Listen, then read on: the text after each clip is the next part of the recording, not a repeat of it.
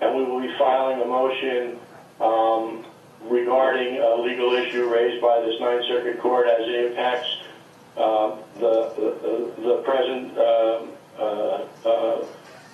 setting of the case. And so we would ask the court permission, if the people are good with it, we'll get it on file quickly, and maybe we can hear that on April 12th as well.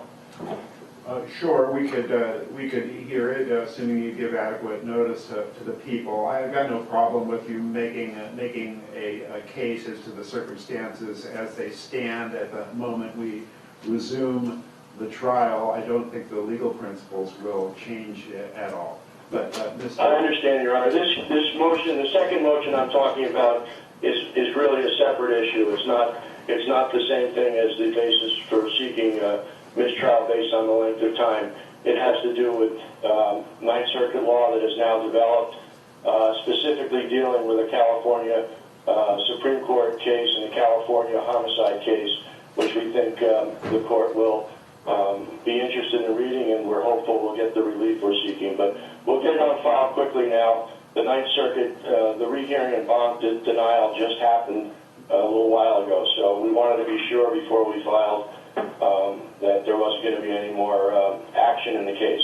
So thank you, Your Honor. We would just like, since this is the first we've heard of it, if they could give us the case citation so we can look at it in advance of getting their motion, that would be... Well, I'm going to get the file. I'm going to get the file quickly, John, so you'll see it. There's a lot of cases cited. Well, no, if you can, Dave, if you can just let us know what this Ninth Circuit case is, give me the name of the case so I'm not delayed in reviewing it. Just the case you're talking about. Oh, no problem. I'll do that. All right. So he'll let's. Is there anything else? Any other record that people needed to make on any of these issues? Yes, I was being told by someone who was paying closer attention than myself that Mr. DeGuerin didn't get a chance. I might have interrupted him to agree to the stipulations on the record, and then the court would indicate whether you accept the stipulations. Mr. DeGuerin, do you? I'm sorry, I didn't completely understand what Mr. Balian said. Oh, I don't think we were able to get it on the record that you agree with the stipulations, 57 and 58? Yes, I've signed them. Okay, great, fantastic. And will the court accept them? I do accept the stipulation. Thank you. Your Honor, a couple of issues that we have.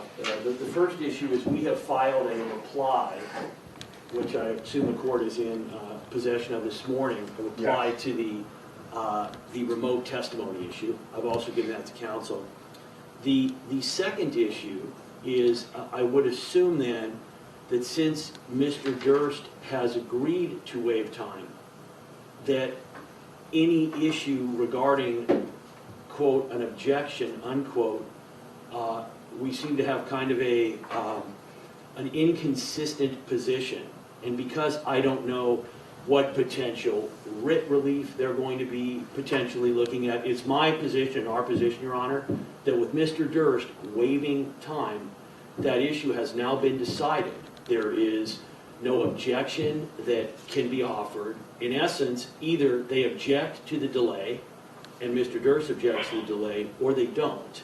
So they've made their... That's not wait. This is not a universal waiver. Hold on. We have been consistent in objecting to the length of time that the jury's been at recess and at large, and we will continue to object to that. This waiver does not address that at all. Thank you, And one additional thing, Your Honor. Yes, Mr. We can start on May 17th with a new jury selection. Thank you, Mr. That'll be that's what we're asking for. So we're not saying that we won't start on May 17th. We're just going to make a record as to why we think or how we think it should start.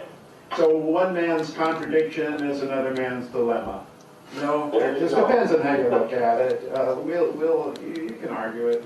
Your Honor, the last thing to put on the record is we discussed, the court had authorized 1 to 2 hour opening statements on May 17th. Yes. The court had also agreed and instructed that counsel on both sides are to provide their the slides they will be using in a PowerPoint if it is utilized. Any visuals. I must see any visuals, and I will not allow any presentation of evidence. You may simply present an opening statement reiterating what the jury has seen and what they can expect to see in the balance of the trial. Right, and that is due, according to the court, on May 10th. Is that correct, Your Honor?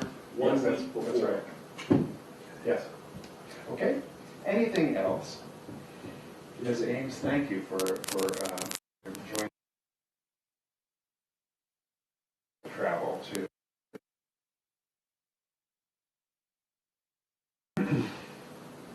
Anything else? Then defendant's ordered to return on April 12th for the hearing on remote testimony. Will be in Inglewood Department 1. I will inform you. Your Honor, will we be permitted to appear remotely that day as well? Yes, you may, Mr. Chestnut. And Your Honor, am I correct? There was a little bit of a question. It's my understanding the jurors will not be present on April 12th. The first time the jurors will be coming in will be May 17th. Yes, we will so inform them and also continue to admonish them consistent with what we've done under People versus Gray.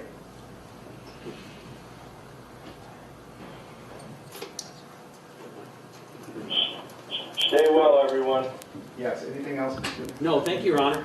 Yes, take care, be healthy, everyone.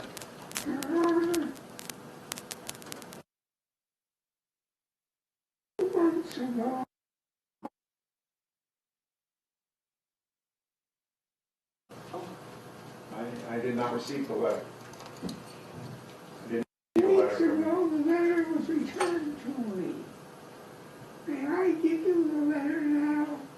The letter was returned to me stamped with return to sender, insufficient address. My I have apologies. the letter here. Ms. Ames, will you look at that letter and see if it's appropriate for me to receive it? Anything that I receive goes into the court file and is shared with all parties. I understand, Your Honor. I believe his team is actually going to address this issue. I am aware of the letter. I have advised Mr. Durst against reading the letter or providing it to court for the reasons you just stated. I believe Mr. DeGuerin has discussed the letter with Mr. Durst, and otherwise I'll let the team address the issue. Very well, and counsel, I'll invite counsel, if it has something to do with his conditions or circumstances, that may be appropriately addressed ex parte, but if you give me a letter, I am going to put it in the court file. So I think you're probably wise, Mr. Durst, to trust Ms. Ames on this. I'm sure she'll communicate every single idea that you have in that letter to me in a way that couldn't harm you in any legal sense.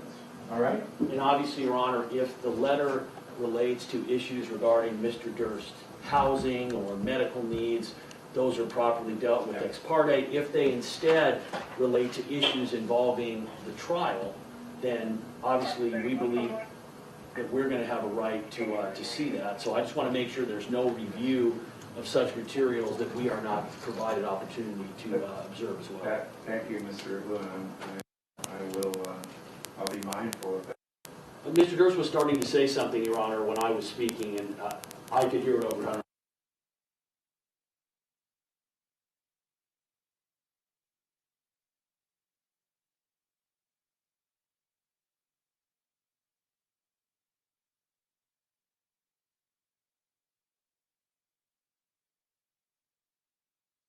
And so I've not received the letter. If I do, I'll share it. All right, thank you, everyone. Thank you very much, Your Honor. You too.